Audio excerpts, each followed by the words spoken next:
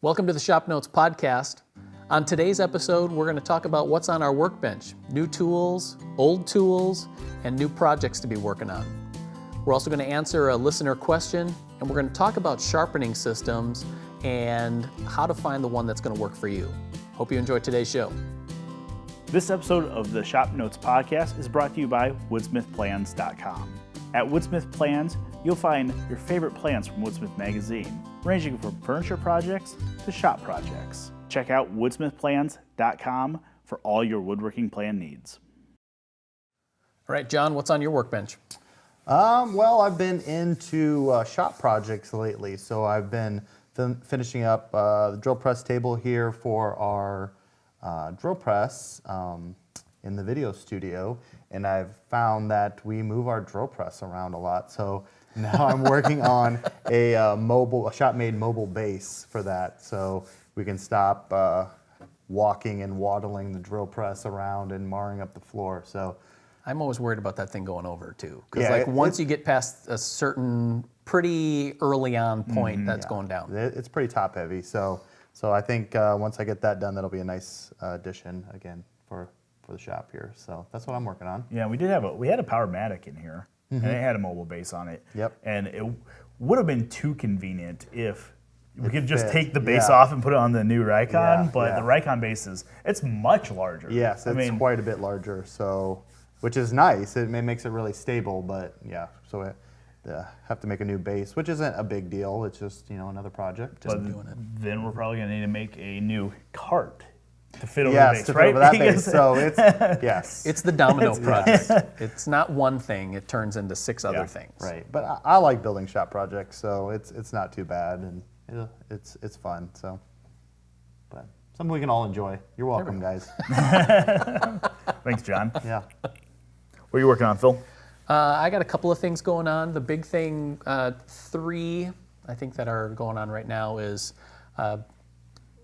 past holiday season, I made a bunch of spoons. And my original goal at the beginning of 2019, because I'm kind of interested in making spoons, which I realize is totally a trend thing and makes me a sheep, but I wanted to space them out throughout the whole year. But part of that is like having the material to do it, A, which I didn't, B, actually taking the time to do it.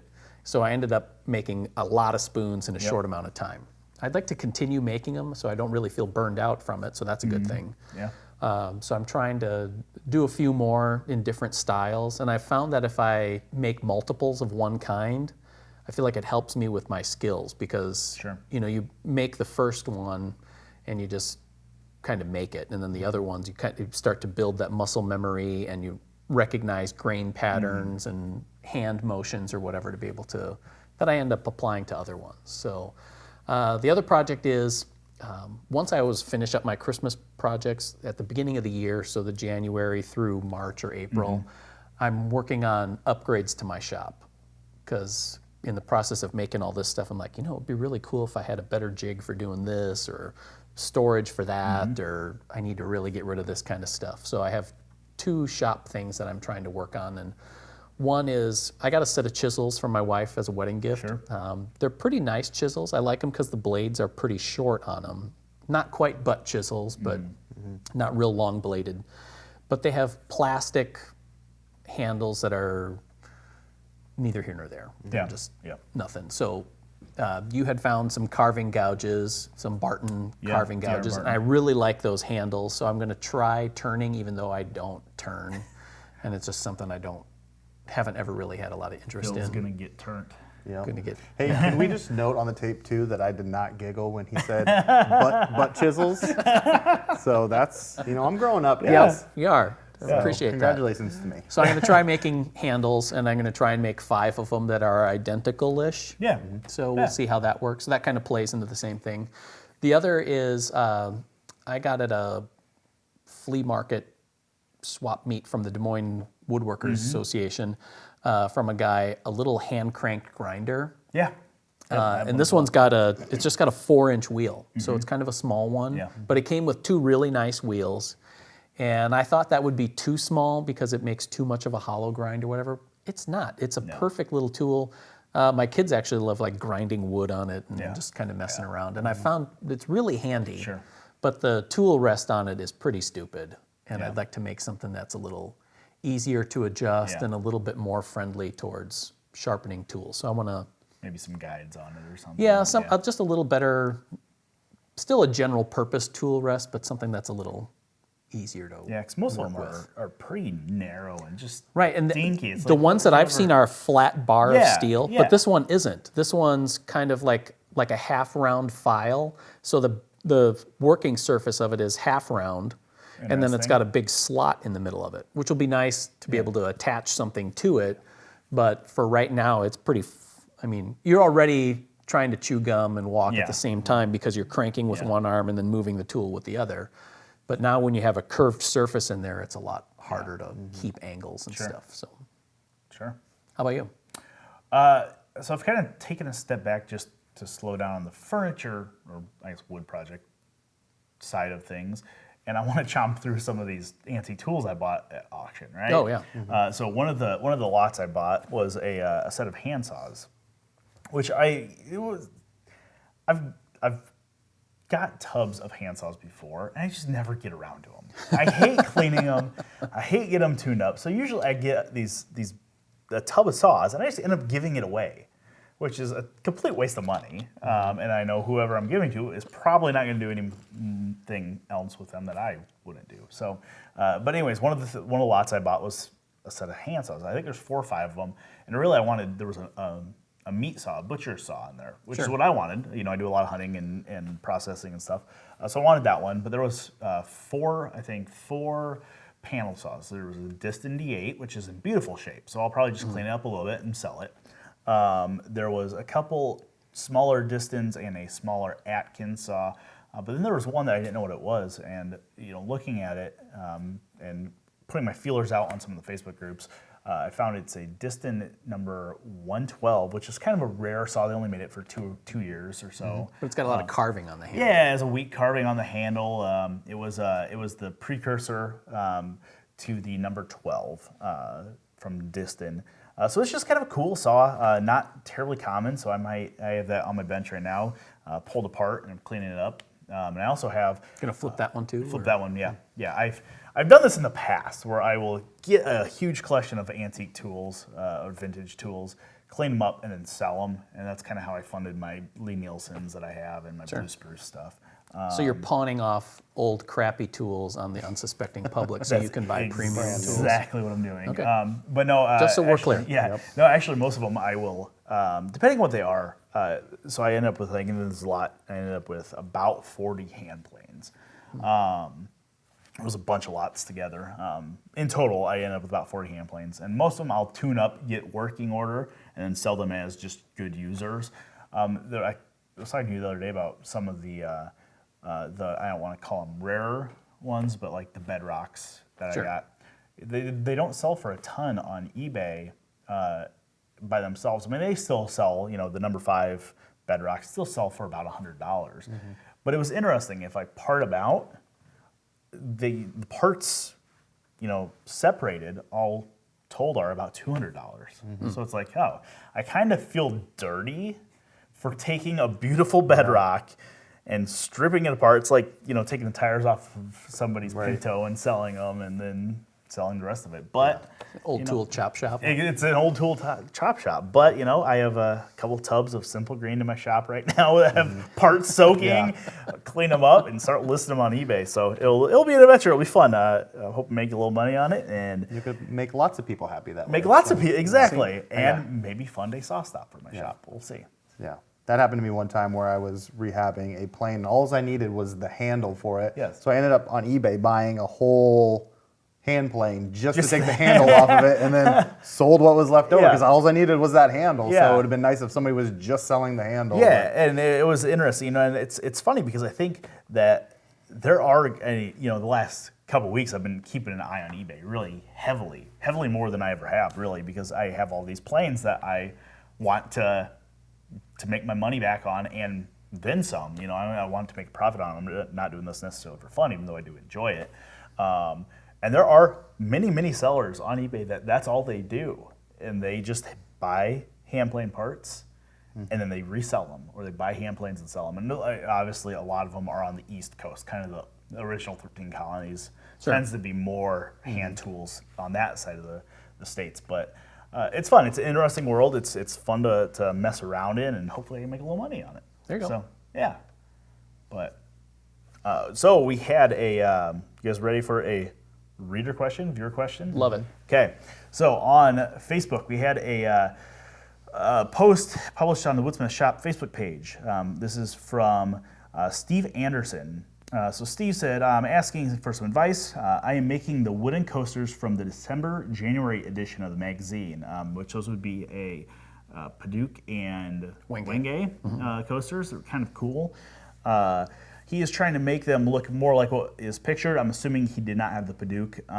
So he dyed the inserts red by mixing a water-based dye and then submerging the inserts into them for about 10 seconds.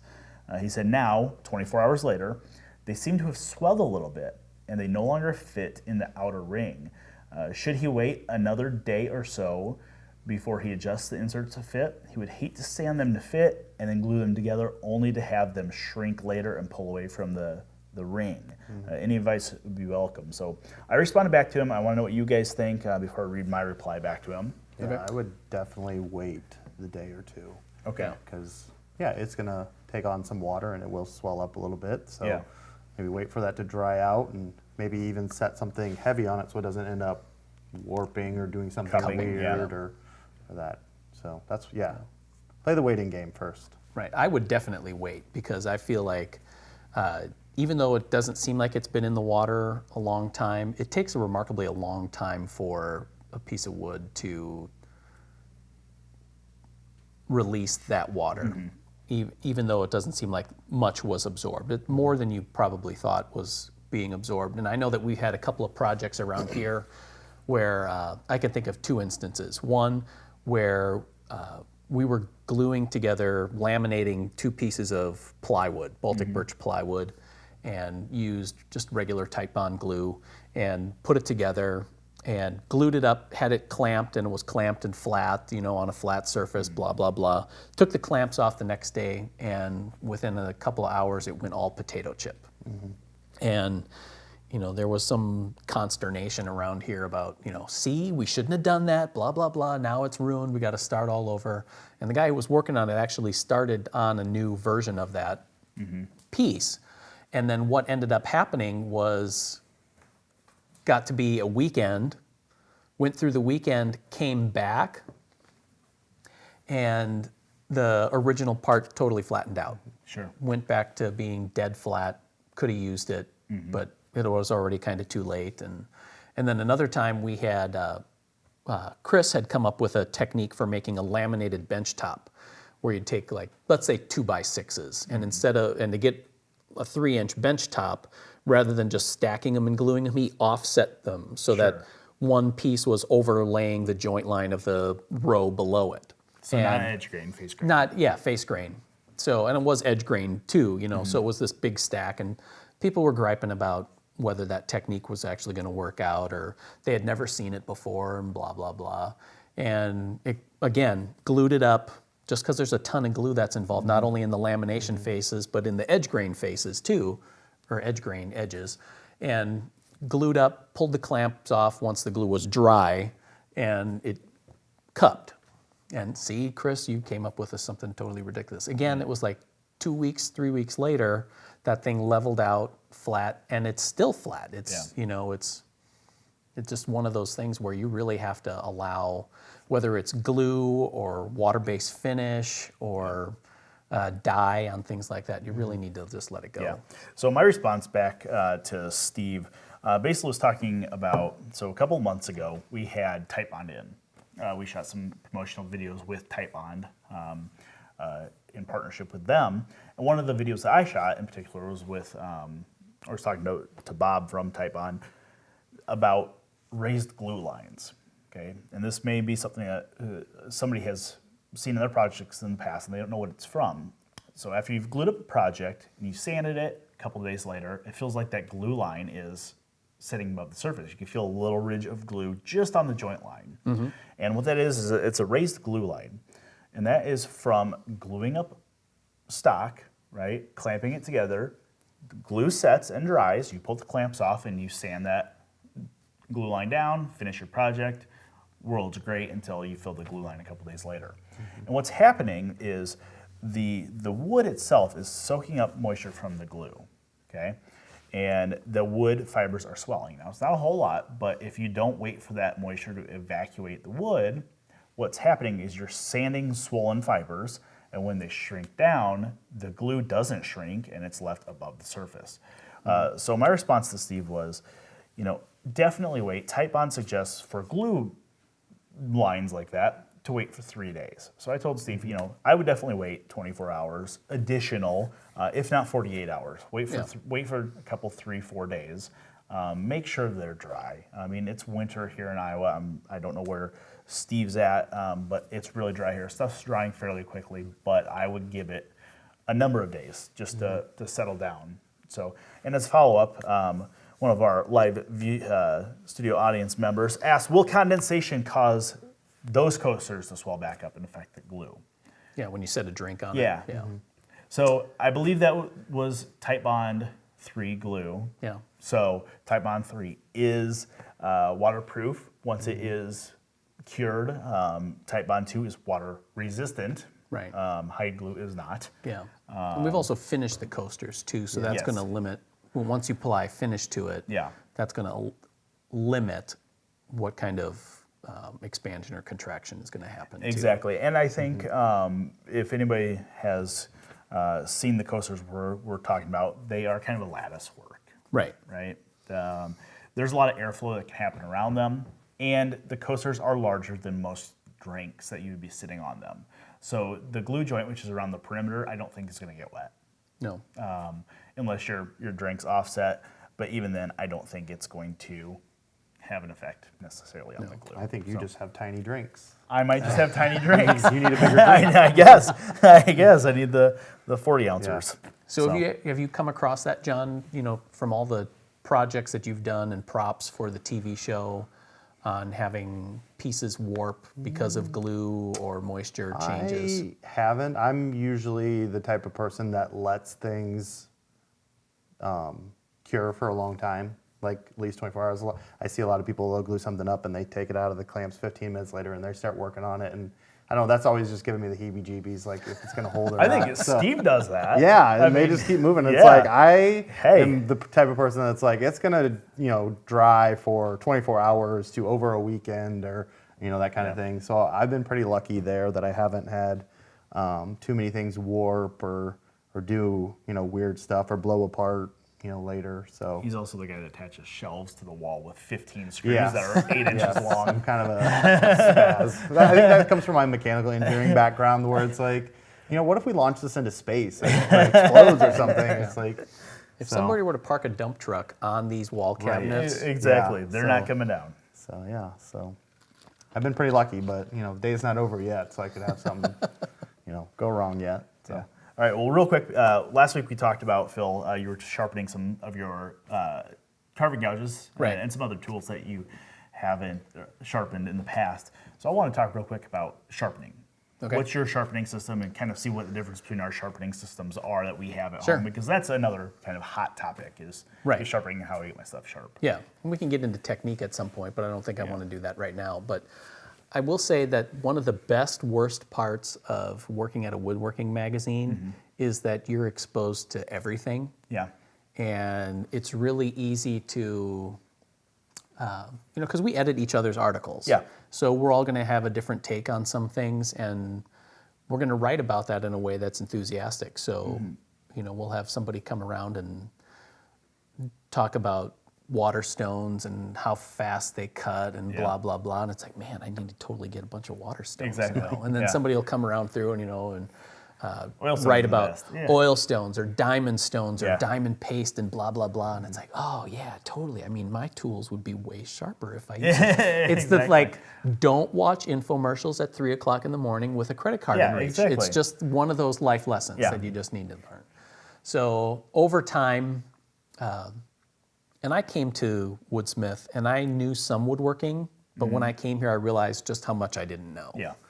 And so I started, and I ended up getting some water stones, and I thought that they would be great, and they did work really well, but I don't know if it's a combination of me being lazy or just not understanding them real well. Probably was the big thing. Is it seemed like they dished out super fast for me, and it might have just been the stones too. Yeah. Yep. But I just did not like having to flatten them like every time you pointed at them, you know. And then again, my workshop has always been like in the basement of our house, which was not really conditioned, so it would get cold down there, and I just didn't want to have to worry about going down there once or forgetting them down there and ending up with, you know, water stone gravel kind of thing. So I've gone to oil stones for my plane irons and chisels and things like that. But we did an article on like honing router bits and got those little, they're almost like toothbrush length diamond paddles. Easy lap paddles. Yep. And they have a variety of grits. And I had originally got the fine and the super fine for router bits, and they work great for that. But I also found that it's ideal for small tools that you can't really put in honing guides. So like my pocket knife, my shop knives and kitchen knives, I use that on there. And then I started using them on carving tools because I've been picking up more carving tools, but I don't do a lot of carving. So I'm not sharpening them all that often, so I don't have that built-in muscle memory. And I feel like having those paddles real close to me where I can see them and then feel that motion and see that I'm, you know, as I sweep the gouge back and forth on that, I can really see what's going on, and it's real close. You know, when I'm doing the same thing with a big stone, a wide stone, I don't feel like I have that same control or understanding of what's going on. So I guess that's I have 2 oil stones that I use for chisels and plane irons and spoke shaves and things like that. And then the diamond paddles that I use for all the wackadoodle shaped tools. Yeah, and you use a honing guide for for most of your Yeah, chisels. honing guide for sure. Yeah. What do you use, John? Well, a little confession, my sharpening process here at work is I find the community chisels and I'll use it and I'm like, oh, that's dull, and then I put it back and keep doing that until somebody else gets sick of it and sharpens it. It takes a village, really. It does. So don't tell Chris, because he's usually the one that snaps and then just like sharpens everything and Spends just 3 days just sharpening, like muttering and just like, you know, apologizing in advance for Chris. Yeah, at home, like you said, there's like we've done all these articles on different processes, and you get like frantic about like which one should I use. But I found that like just using like a sheet of glass on a piece of plywood with the different kinds of sandpaper, really works for me, because I can just go hang that up, and that's when I'm doing a lot of sharpening of like a new type chisel. But then I just keep like a water stone, like the 2-sided water stone inside, and it's keep it in the water. It's ready to go when I need to hone up something real quick, and I found that works for me, and it's good enough. So everything, all these sharpening things seem to be 6 of one, half dozen of another. You know what I mean? It's they all, for the most part, end in a sharp tool, right? So I started with. When I started into hand tools, it was a couple sheets of sandpaper on top of a marble slab. Kind of the scary sharp method. And that worked, but I found it got fairly expensive fairly quickly, because that cloth-backed wet dry sandpaper is not cheap by any means. So I then found an older gent here in town that was retiring from woodworking, I don't know if he's moving to a nursing home, but he was selling out his entire wood shop, which was in, kind of like a 16 by 16 shed in his backyard.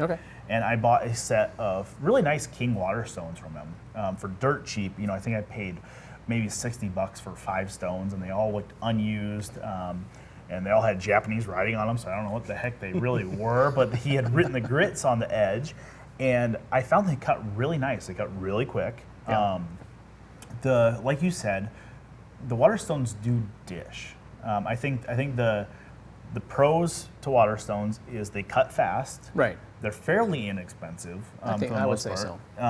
They're easy to find. They're easy to find. The cons are they're soft. I gouged, when I first started using them, I gouged a few of them because it's easy to tilt a plane iron a little bit and gouge the corner. But I enjoyed those. But once I started traveling a little bit more to, teach seminars and stuff, I found carrying a tote of water with water stones around was a pain in the butt. And then I would it's always sloshing around and well, making a mess. and then I would steal our car mat from the video studio, and then people would be asking, "Hey, where's the car mat at?" And I had it. I think that's for my wife's car. Yeah. So There's only one car She's mat probably not left in listening to this, so it's fine. So I actually sold my water stones, and I switched to oil stones. And what I like about oil stones are my 3 stones are in wood boxes. It's small, fits in my tool tote that I carry around. I have a little Eagle 66 oil can I carry with them, and it's great. I have a hard Arkansas, a hard black Arkansas, and a soft Arkansas. Oh, okay. Those kind of my grits, and a leather strap. Oh, And yep. it works great for almost everything. When I got my water stones, I started to learn to freehand sharpen, and I feel like that's helped me with some weird oddball stuff. Like one of my favorite tools is a scrub plane. Oh, okay. And sharpening that really sharp camber on that is nice Right. to do freehand. And I find it just is fast. Am I holding an exact 25-degree angle every time? Absolutely not. Yeah. But for the most part, I hollow grind everything on. I have a Rikon wet grinder, kind of like Okay. the Tormek. Okay. Knockoff Tormek. Yep. And I hollow grind all my irons and my chisels, so I can usually establish a pretty good reference surface, just the tip and the heel of the bevel, Right. and freehand them pretty well. Okay. So that's kind of my my go-to. I do need to add an oil slipstone Sure. because I don't have one. So I would like to add a natural slipstone to my sharpening kit, and I would like to figure out some sort of self-contained box for it all. I have a cool picture I found of a wood one that holds the stones and flips down that I'll make at some point. Okay. So yeah, sharp tools. More about making it convenient. It Whether is, it's yeah. just like a simple, the 2-sided water stone that's always soaking that you just pull it out and use it, or Yeah. having the tools that you need close by, or finding a system that you're just comfortable Yeah. with. So the moral of the story, just find something that's simple that you'll actually use, and Yeah. you'll use it more often, and your tools will stay sharper. And Yeah. And you get better at sharpening too, because you're just going to do it Yep. more often. right. Maybe for next Christmas we buy John a piece of glass and sandpaper for the shop. There we go. See, Guys, Yeah. we're always thinking. You're welcome. That's it for the Shop Notes podcast today. If you have any questions or comments, we'd love to hear from you. And also connect with us on Facebook at Woodsmith Magazine and on Instagram too. So otherwise, if you have any other questions or comments, we'd love to hear from you and what's going on your workbench. We'll see you next week. See ya. This episode of the Shop Notes podcast is brought to you by Woodsmith Magazine. Woodsmith Magazine has been known for more than 40 years for building high-quality furniture projects for every part of your home, from kitchen accessories to shop projects. You'll find all kinds of information to help you become a better woodworker. Subscribe today at woodsmith.com.